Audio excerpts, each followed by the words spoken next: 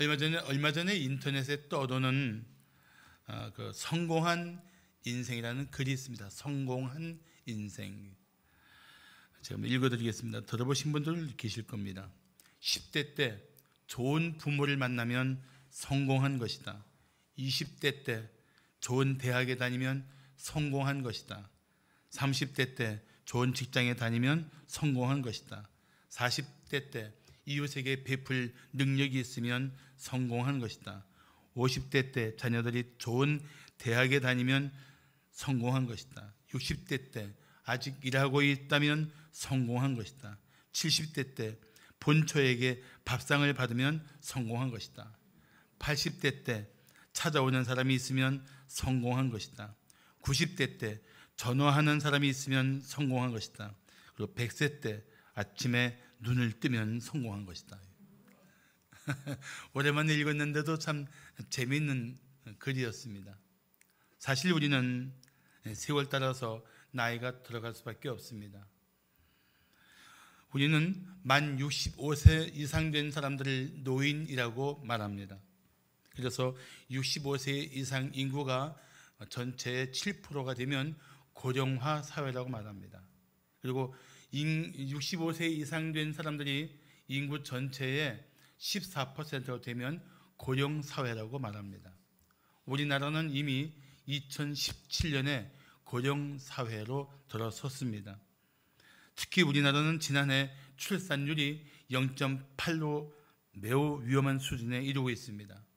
그래서 전문가들은 우리나라가 2026년에 불과 지금부터 5년 후인 2026년에 65세 인구가 전체 인구의 20%가 되는 초고령 사회가 될 것이라고 경고하고 있습니다.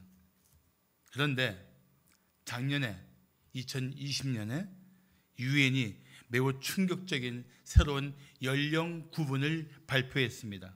표를 보시면 아시겠지만 17세까지는 미성년자, 그리고 18세부터 65세까지를 청년으로 분류했습니다. 이걸 보면서 나는 청년이구나 하고 위로받는 분들이 계실 겁니다. 청년이에요. 그리고 66세부터 79세까지는 중년입니다. 그리고 80세부터 99세까지는 노년, 100세 이상을 장수 노인이라고 분류했습니다. 물론 이것은 전 세계적인 이 노령화와 연령별 체질을 측정하며 만드는 자료라고 합니다. 우리는 그리스도인들로서 이 연령 구분에 관계없이 성도는 하나님의 사람답게 생명 다할 때까지 힘있게 살아야 한다고 생각합니다. 우리 누구나 다 100세를 사는 건 아니지 않습니까? 안타깝게도 한순간에 젊은이가 생명을 잃는가 하면 정말 오래 살겠다 싶은 노인이 하루아침에 세상을 떠날 수도 있습니다. 우리는 생명의 주권자이신 하나님께 달린 생명인 줄 알고 주님이 부르실 그 때까지 주어진 삶에 최선을 다해야 합니다. 그래서 주님의 사명이 무엇인 줄 알아야 되고 날마다 하나님의 뜻이 무엇인 줄 알고 그 뜻을 따라 살기를 힘써야 합니다. 그러면 자신은 보다 더 고상하고 가치 있는 삶을 살게 될 뿐 아니라 이웃들에게도 선한 영향력을 주게 될 것입니다. 자, 세월 갈수록 영향력 있는 삶을 살기 위해 힘쓸 일이 무엇일까요? 첫째, 주의 능력을 힘써 전해야 합니다. 내가 정말 영향력 있는 삶을 살기를 원한다면 내가 경험한 하나님의 능력, 나에게 행하신 하나님의 손길들을 이웃들에게 자랑해야 한다는 것입니다. 대중가요 중에 청춘을 돌려다오라는 노래가 있습니다. 청춘을 돌려주면 더 잘 살 수 있을까요? 꼭 그렇지는 않습니다. 물론 우리는 과거로 되돌아갈 수가 없습니다. 또 과거로 돌아간다고 더 잘 살 것이라는 보장도 없습니다. 그렇기 때문에 우리는 차라리 지금부터 남은 세월을 어떻게 살 것인가를 생각해야 합니다. 지금까지는 돌이킬 수 없는 시간이었지만 이제부터는 다시 시작할 수 있는 출발이 가능하다는 것입니다. 그래서 더 나은 미래를 살기 위해서 우리가 한번 꼭 짚어보아야 할 것이 있습니다. 지난날 내가 살아오는 모든 삶 속에서 끊임없이 나타났던 하나님의 은혜를 생각해야 합니다. 과거를 돌아볼 때 자랑스러운 일이 있습니까? 그것만 생각하면 현실 속의 자신이 더 초라해 보일 것입니다. 과거를 생각할 때 부끄러운 일들이 있습니까? 그것만 생각하면 자신을 지나치게 자책하게 될 것입니다. 우리는 과거의 삶 속에서 나타났던 하나님의 은혜를 생각해야 합니다. 때마다 주님이 나를 지켜주시지 않았다면 과연 내가 생존이 가능할 수 있었던가 한번 살펴보십시오.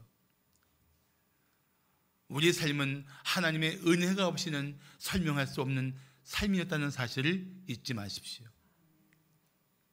오늘 본문 18절을 말씀하기를 하나님이여 내가 늙어 백발이 될 때에도 나를 버리지 마시며 내가 주의 힘을 후대에 전하고 주의 능력을 장래의 모든 사람에게 전하기까지 나를 버리지 마소서라고 말하고 있습니다.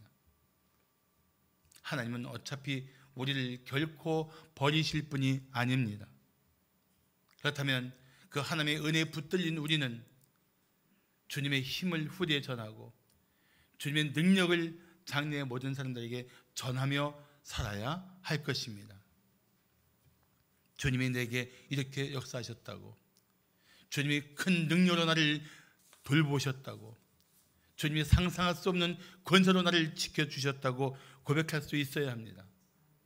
안타깝게도 젊을 때는 믿음도 좋고 봉사도 잘하던 분들이, 그렇게 하나님을 위해 헌신했던 분들이 나이 들면서 침체하는 경우가 있습니다.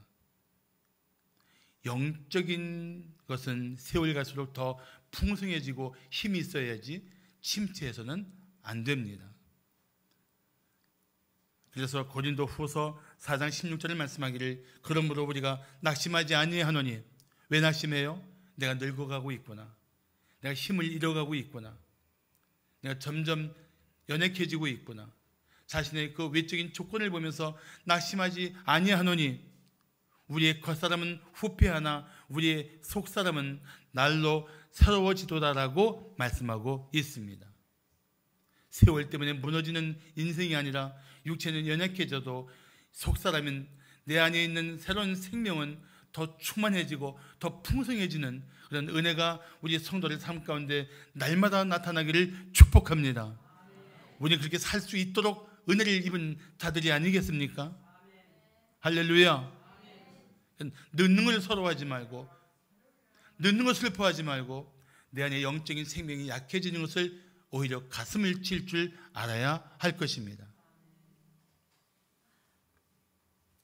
사랑하는 성도 여러분, 우리는 살아오면서 경험한 하나님의 힘과 능력을 자녀들과 이웃들에게 열심히 전해야 합니다. 최근에 라떼라는 말을 들어보셨죠? 내가 젊었을 때는 말이야 하면서 과거를 자랑하는 것입니다. 그런데 사실 아무리 생각해도 우리가 자랑할 것은 오직 한 분 하나님이십니다. 우리는 세월이 갈수록 하나님의 은혜가 어떤 것인지, 나를 향해 역사하신 하나님의 능력이 얼마나 크고 놀라운 것인지를 생각해야 합니다. 그리고 그것을 자랑스럽게 이웃들에게 전해야 합니다. 여호수아는 가나안 정복을 위해 생명을 걸고 살았던 인물입니다. 그가 이제 가나안 정복을 마치고 땅을 다 배분한 후에 나이 많아서 늙었을 때 백성의 지도자들을 다 모아놓고 이런 고백을 했습니다. 너희 하나님 여호와께서 너희를 위하여 이 모든 나라에 행하신 일들을 너희가 다 보았거니와 너희 하나님 여호와 그는 너희를 위하여 싸우신 이이시니라. 이 고백 속에 여호수아가 자기를 자랑하는 말이 단 한마디라도 있습니까? 없습니다.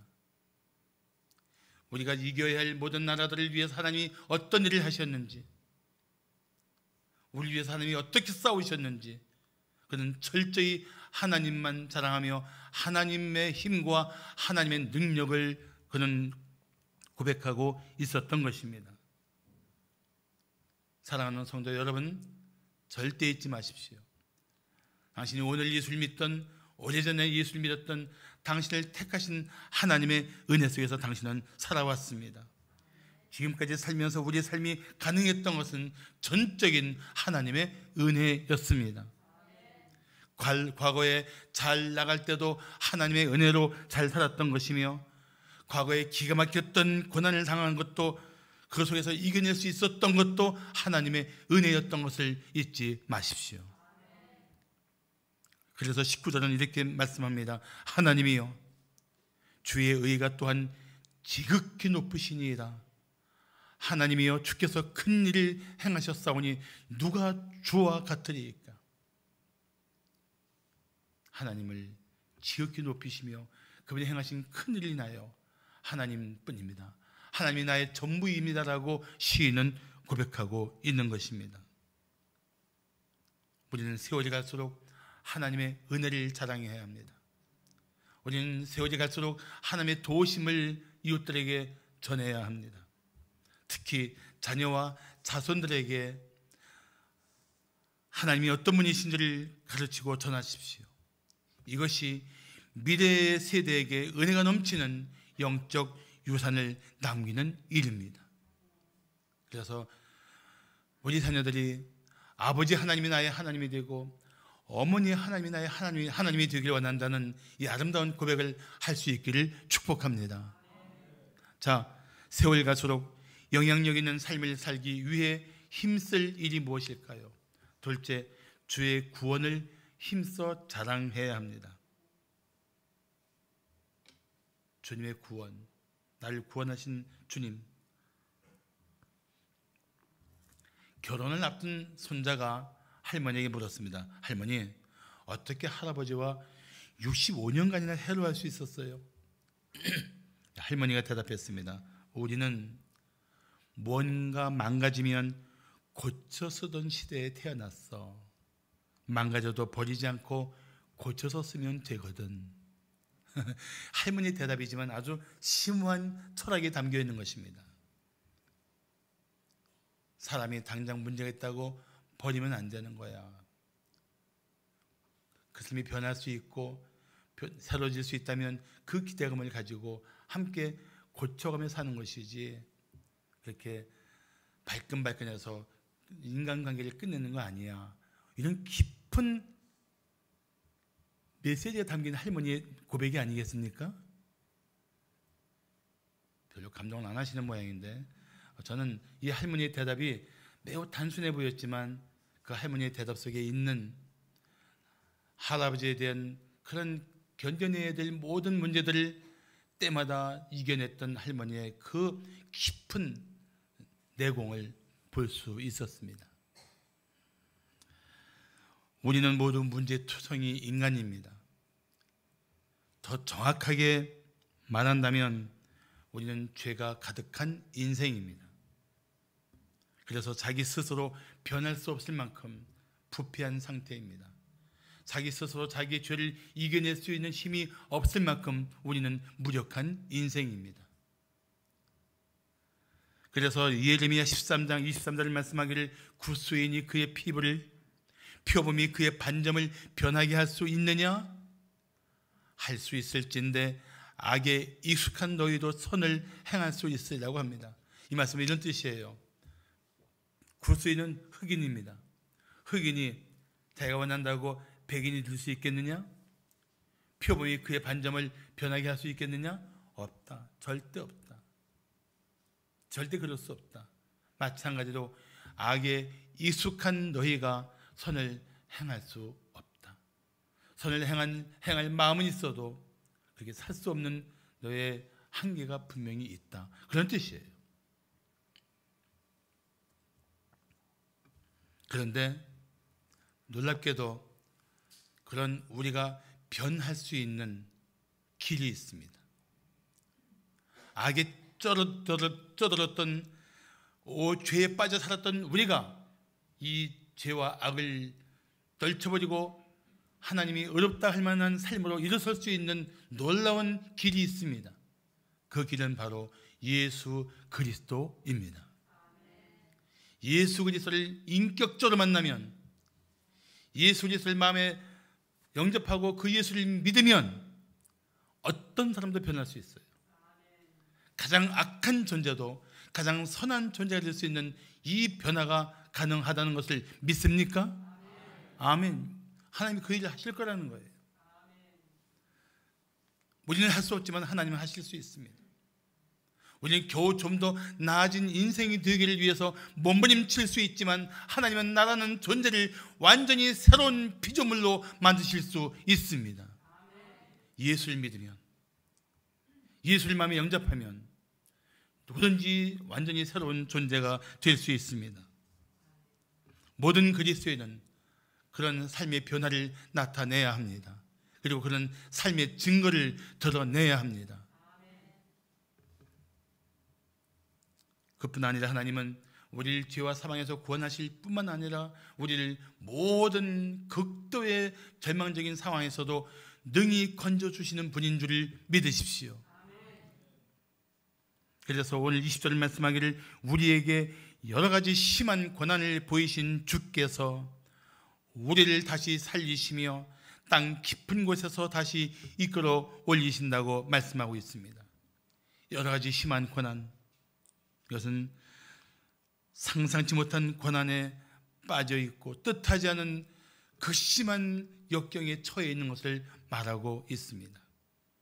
그런데 거기서 우리를 주님은 거뜬히 다시 살려주신다는 것입니다. 땅 깊은 곳은 죽음과 같은 절망적인 상태에 빠져서 아무것도 할 수 없는 그런 무력한 인생을 다시 이끌어 올리신다는 것입니다. 만일 진심으로 죄와 사망의 권세에서 구원받기를 원하십니까? 그렇다면 당신을 능히 구원해 주실 예수님께 나오십시오. 당신이 고통당하는 이 죄를 벗어나기를 원하십니까? 당신을 능히 건져주실 주님께 돌아오십시오. 그래서 호세아 6장 1절을 말씀하기를 오라 우리가 여호와께로 돌아가자. 여호와께서 우리를 찢으셨으나 도로 낫게 하실 것이요 우리를 치셨으나 싸매어 주실 것이미로다. 왜 그렇습니까? 우리의 죄악 때문에 하나님이 우리를 찢으실 수 있고 우리의 죄악 때문에 하나님이 우리를 치실 수도 있지만 돌아서기만 하면, 하나님께 돌아오기만 하면 하나님은 우리를 도로 낫게 하시고 우리를 싸매어 주실 것입니다. 그 하나님의 채찍이 우리를 상하게 했던 그 아픈 것들이 우리를 하나님께 돌이키게 하시는 하나님의 은혜로운 뜻 가운데 있었다는 사실을 알게 될 것입니다. 그래서 지금은 문제 때문에 죽을 것 같아도 하나님께 돌아오는 순간 그것은 새로운 생명의 길이 열릴 것입니다. 새로운 은혜를 누리게 될 것입니다. 하나님께 돌아오는 것, 예수님이 십자가 앞으로 나와 무릎을 꿇는 것, 이런 모든 주님께 돌아온 생명들을 주님은 기꺼이 안아주시고 일으켜주시고 그리고 이전보다 더 큰 은혜 가운데 살게 하실 것입니다.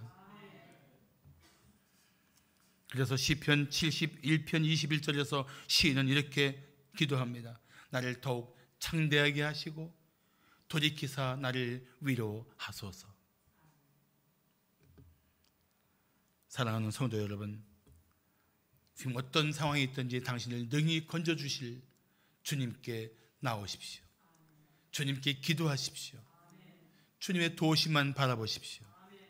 그분은 여러 가지 심한 고난에서 얼마든지 우리를 능히 일으켜 주시는 우리의 구원자이십니다. 이 은혜를 경험한 시인은 시편 101편 103편 1절에서부터 5절 가운데 이렇게 말씀하고 있습니다. 내 영혼아 여호와를 송축하라.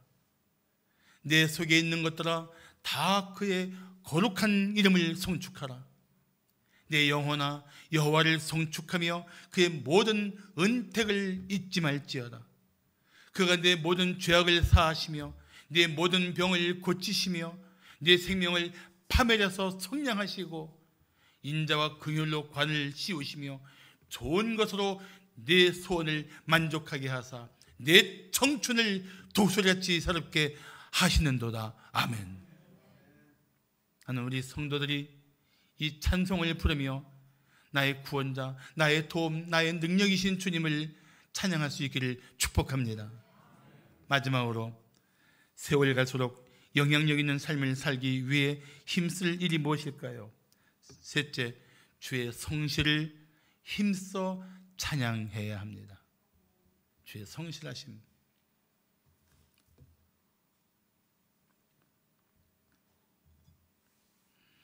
나이 들었다고 다 그런 것은 아니지만 젊은이들보다 노인들이 일반적으로 얼굴이 더 어둡고 얼굴에 미소가 없습니다. 좀 굳은 표정이 더 많아요. 여러 가지 이유가 있습니다. 그러나 나이 들어도 젊었을 때보다 더 아름다운 분들도 계십니다. 우리 교회에 그런 분들이 참 많습니다. 이런 차이가 어디에서 오는 것일까요? 저는 그 결정적인 이유가 마음에 달려있다고 생각합니다. 그런데 나이가 들어가면서 마음을 혼란스럽게 하는 두 가지 감정이 있습니다. 하나는 분노고 또 하나는 후회입니다. 이 분노와 후회 감정이 그 마음에 가득 찬 사람일수록 참 고통스러운 상황에 빠지게 됩니다. 이 두 가지 고통스러운 감정을 해결해야 합니다. 나이 들수록 빨리 해결해야 돼요. 분노는 상대방을 용서해야 풀리고, 후회는 자신 안에 있는 감사하는 마음을 회복해야 풀릴 수가 있습니다. 살면서 후회할 일이 없는 사람들이 어디 있겠습니까?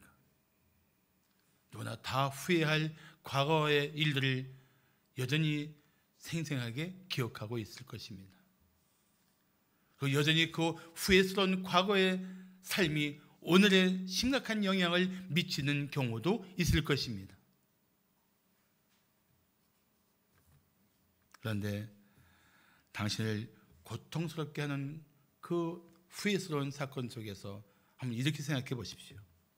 비록 내 지난 날 속에 후회스러운 순간이 참 많았지만 이만큼 살아온 것도 하나님의 은혜였구나. 하나님의 은혜가 없으면 벌써 무너질 수밖에 없었던, 끝날 수밖에 없었던 나의 삶 가운데 내가 하나님을 인정하지 않고 하나님을 경배하지 않는데도 불구하고 끝없이 나를 돌봐주신 하나님의 은혜였구나, 이 사실을 찾아내는 거예요. 이 사실을 기뻐하며 고백하는 것입니다. 그러면 감사한 마음이 회복될 수 있습니다. 그러면서 오늘까지 모든 삶을 감당하도록 때마다 도와주신 하나님께 감사하십시오. 오늘 본문 22절을 말씀하기를, 나의 하나님이여, 내가 또 비파로 주를 찬양하며 주의 성실을 찬양하리이다. 이스라엘의 거룩하신 주여, 내가 수금으로 주를 찬양하리이다 하고 그는 3번이나 찬양하겠다고 고백합니다. 무엇을 찬양하겠다고 말합니까? 주의 성실. 주의 성실을 찬양하겠다고 합니다. 자, 하나님의 성실이 무엇일까요? 저는 이 설교를 준비하면서 하나님의 성실이 무엇인가를 다시 한번 정리해 보았습니다. 우리가 젊거나 늙거나 건강하거나 병들거나 변함없이 우리를 사랑하시는 하나님의 손길을 우리는 하나님의 성실이라고 말합니다. 우리가 아무리 깊은 죄에 빠졌어도 때마다 우리를 회복시켜 주시는 그 하나님의 행사를 우리는 하나님의 성실이라고 말합니다. 사람들이 변하고 때로 배신할지라도 끝까지 나를 붙들고 지켜주시는 하나님의 손길을 우리는 하나님의 성실이라고 말합니다. 이토록 놀라운 하나님의 성실을 경험한 성도는 기쁜 마음으로 주님을 찬양하지 않을 수 없습니다. 23절을 말씀하기를 내가 주를 찬양할 때에 나의 입술이 기뻐 외치며 주께서 속량하신 내 영혼이 즐거워한다고 말씀하고 있습니다. 하나님의 성실을 찬양하는데 그 마음의 기쁨이, 즐거움이 계속 샘솟아 나는 거예요. 분노에 쳤던 내 심령이 회복이 되고 후회스러운 감정 때문에 스스로 자책하던 마음으로부터 자유를 얻고 새 노래로 주를 찬양할 수 있는 이 은혜가 우리 성도들에게 넘치기를 축복합니다. 할렐루야. 사랑하는 성도 여러분, 누구보다 당신을 사랑하시는 하나님을 찬양하며 사십시오. 항상 당신에게 성실하신 하나님을 찬양하십시오. 성실하신 하나님을 찬양하는 성도는 모든 두려움과 불안을 마침내 이겨낼 것입니다. 여호수아와 함께 가나안 정복을 위해 생명을 걸었던 동료요, 가장 아름다운 동역자였던 갈렙은 이런 고백을 했습니다. 이제 보소서, 여호와께서 이 말씀을 모세에게 이르신 때로부터 이스라엘의 광야에서 방황한 이 45년 동안을 여호와께서 말씀하신 대로 나를 생존하게 하셨나이다. 오늘 내가 85세로 돼 모세가 나를 보내던 날과 같이 오늘도 내가 여전히 강건하니 내 힘이 그때나 지금이나 같아서 싸움에나 출입에 감당할 수 있다고 말하고 있습니다. 갈렙이 뭐라고 말합니까? 이 45년 동안을 여호와께서 말씀하신 대로 나를 생존하게 하셨습니다. 이게 무슨 고백인지 아십니까? 성실하신 하나님께 대한 감사예요. 그 험악하고 죽음의 목전에서 왔다 갔다 하는 그 기가 막힌 상황에서도 나를 생존하게 하신 지극히 성실하신 하나님, 내 생애에 한결같았던 하나님, 그 하나님을 고백하고 있는 것입니다. 40년간 노인들만 연구한 노화학의 대가인 마크 윌리엄스 박사는 잘 늙기 위해서 습관이 주는 편안함의 유혹을 이겨내라고 강조합니다. 나이 들면 이제 내가 뭘 할 수 있겠어, 다 부질없는 짓이야 하고 그냥 편안한 일상의 삶에 빠져들기 쉽습니다. 그냥 이대로 편안하게 살다가 가는 것이 최상이라고 생각합니다. 그것은 하나님의 사명을 붙든 사람들의 삶의 자세가 아닙니다. 끝까지 성실하신 하나님의 손에 붙들려 그 주의 부르심을 위해서 살아가는 것이 그 성실하심을 경험한 성도다운 자세인 것입니다. 오늘 2부 예배 때 우리 김만호 성교사님 4분이 와서 예배하셨지만 6월 달에 2차 백신 맞으면 6월 말에 탄자니아로 나가실 겁니다. 그분의 연세가 76세예요. 선교를 위해 나가십니다. 미켈란젤로는 그의 대작인 피에타라는 조각상을 그의 나이 90세 때 만들었습니다. 파브로는 유명한 저서 파브로 곤충기를 그의 나이 85세 때 썼습니다. 우리 흔히 그런 말 하지 않습니까? 나이는 숫자일 뿐이다.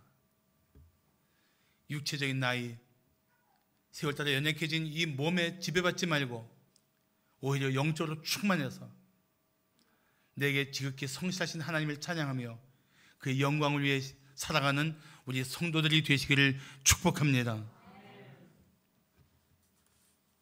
그렇게 찬양하며 살아가는 영적 순례자의 모습이 많은 사람들에게 감동을 주고 도전을 줄 것입니다. 요즘 우리나라에 시니어지만 젊은이들에게 각광을 받는 인물이 있습니다. 배우 윤여정 씨입니다. 그분은 우리나라 배우 최초로 세계에서 가장 권위 있는 아카데미 영화제에서 여우 조연상을 받았습니다. 그의 나이가 금년에 만 74세입니다. 우리 나이로는 75세죠. 더구나 그는 이혼녀라는 사회적인 편견과 여자로서는 별로 매력적이지 못한 목소리를 가진 등 자신의 그 많은 핸디캡을 극복한 사람입니다. 오히려 그런 모습이 도전을 주고 있습니다. 그가 젊은이들에게 각광을 받는 많은 이유가 있겠지만 저는 그 중에서 특별히 자신의 삶에 최선을 다하는 모습과 연령과 조건을 따지지 않고 모든 사람을 위해서 향해서 이 소통할 수 있는 능력을 저는 높이 사고 싶습니다. 시드니 그린버그는 이런 말을 했습니다. 8가지인데 잘 들어보세요. 만약 우리가 사람들을 믿으면 우리는 청년이다. 그러나 우리가 사람들을 믿지 않으면 우리는 노인이다. 만약 우리가 인생을 즐길 줄 안다면 우리는 청년이다. 그러나 만약 우리가 모든 것을 포기하면 우리는 노인이다. 만약 우리가 새로운 아이디어를 찾고 있다면 우리는 청년이다. 그러나 우리가 과거의 전통과 방법만 고집하고 있다면 우리는 정말 노인이다. 만약 우리가 아름다워지려고 노력한다면 우리는 청년이다. 그러나 만약 우리가 과거만 회상하고 있다면 우리는 노인이다. 만약 우리가 친교와 즐거움을 찾고 있다면 우리는 청년이다. 그러나 만약 우리가 고독에서 헤어나지 못한다면 우리는 노인이다. 만약 우리가 행복을 갈망한다면 우리는 청년이다. 그러나 만약 우리가 회상만 하고 있다면 우리는 노인이다. 만약 우리가 사랑을 줄 줄 안다면 우리는 청년이다. 그러나 우리가 받으려고만 한다면 우리는 노인이다. 만약 우리가 아직도 꿈을 가지고 있다면 청년이다. 그러나 우리가 꿈을 포기하고 오늘만을 겨우겨우 살고 있다면 우리는 노인이다. 자, 그러면 제가 이 이야기를 갖고 묻겠습니다. 당신은 지금 청년으로 살고 있습니까? 노인으로 살고 있습니까? 뭐 대답 안 하셔도 돼요. 굳이 대답 안 하셔도 됩니다. 사랑하는 성도 여러분, 우리는 여전히 꿈을 가지고 주님의 부르심을 따라 사랑하는 영적 순례자가 되어야 합니다. 그리고 자녀와 자손들에게 영향력을 줄 수 있는 삶을 계속 꿈꾸어야 합니다. 무엇보다 영적인 영향력을 주어야 합니다. 저는 성경 속에서 이 놀랍게도 영적인 영향력을 주었던 한 인물을 주목하게 되었습니다. 그의 이름은 룻입니다. 모압 여인이었습니다. 그런데 모압 여인인 룻이 시어머니 나오미를 따라서 가기로 결정합니다. 시어머니 나오미가 재산이 많거나 명성이 높았기 때문이 아니었습니다. 나오미가 가면은 무언가 기대할 만한 그런 것들이 있었기 때문도 아니었습니다. 나오미는 가난한 과부였고 미래가 전혀 예측할 수 없는 불안한 상태였습니다. 그런데도 불구하고 룻은 시어머니인 나오미의 그 믿음의 영향을 받고 어머니 하나님이 나의 하나님이 되고 어머니 백성이 나의 백성이 되길 바란다는 이 영적 결단, 이 신앙적 결단과 함께 가난하고 보잘것없는 시어머니를 따라서 생면 부지의 땅 이스라엘로 옵니다. 나는 그 나오미의 이 룻의 결단에 대한 성경의 정확한 이야기는 없지만 분명히 밝힐 수 있는 것은 시어머니 나오미의 영적 영향력이 그 결단을 가능하게 했다고 믿습니다.